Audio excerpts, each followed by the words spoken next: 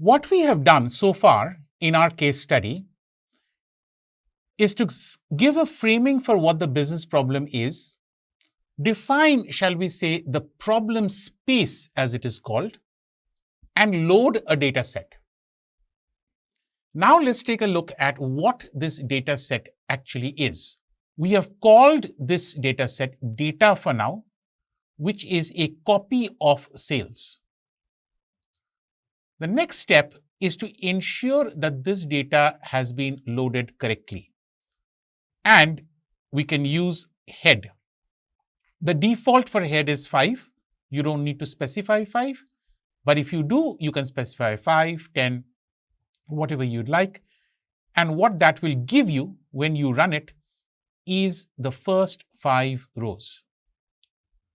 Now, as you can see, Pandas, when it did read CSV, read the first column of the CSV file and it identified it with a variable.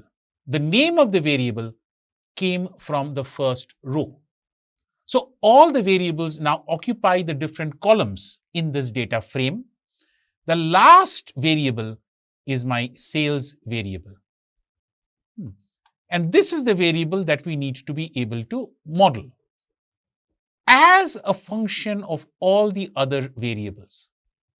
So this is your business problem staring at you. The last column, sales, has to be modeled or predicted using the other columns. Think about it. Think about what the other columns are. Some of them are numbers.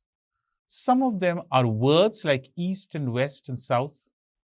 And so we'll have to think about each of these as we go through the exercise. How big is the data? We can verify by looking at data.shape. Data.shape will tell us that there are 3,000 rows in the data, and as we have said, there are 10 columns. Now, we had pointed out by seeing the data that the data has different kinds of variables. One way to understand what kinds of variables the data has is to ask for and see what the data types are. Now, we've used words like numerical and categorical and ordinal and nominal, but Python doesn't see it that way.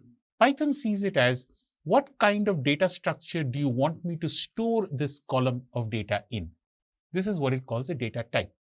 Thankfully, this corresponds to what data analysts and machine learning engineers and statisticians also think of in terms of numerical and qualitative and quantitative, etc. So when I ask for data.info, it will now give me the data type of the variables. Floating, floating, floating. These are numerical variables. It uses a floating point object. 64 simply refers to the number of bits that's available to the computer that's running this. All it means is that decimal places are permitted in the numerical representation. But two of these, as we said, region and also the second variable popularity, where popularity was high or very high, are objects. They are not numbers.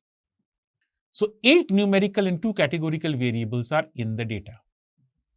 The other thing to note here is that it says 3,000 non-null. What does this tell you? It tells you that there is no missing data problem here. Why am I bringing this up? Because this is the state of the analysis where you should see, is my data ready for analysis, the pre-processing step. And missing data doesn't seem to be something that we need to worry about for this particular problem that we have. It may for other problems and other kinds of data sets. Info describes the data in data types, but describing it in statistical terms involves using a method like, say, .describe. Now, .describe will describe data in terms of descriptive statistics. And those descriptive statistics may or may not make sense for every kind of variable. .describe itself applies only to numerical variables.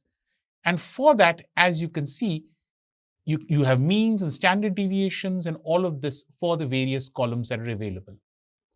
I'm going to go through this fairly quickly because I'm assuming that a descriptive analysis or an EDA part of this is already familiar to you.